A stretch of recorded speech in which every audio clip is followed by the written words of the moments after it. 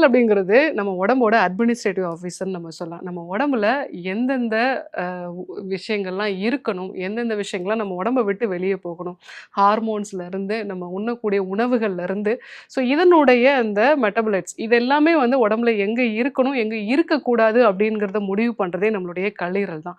So இந்த கல்லீரல பொறுத்தவரைக்கும் அதில இருக்கக்கூடிய ஒரு நல்ல விஷயமும் சரி, கெட்ட விஷயமும் சரி, அது பாதிக்கப்படும்போது ரொம்ப நாள் கழிச்சு தான் நமக்கு தெரியும். அது மட்டும் இல்லாம அத குணப்படுத்தும் பொழுதும் கொஞ்சம் நாள் எடுத்து தான் அது வந்து குணப்படுத்த முடியும்.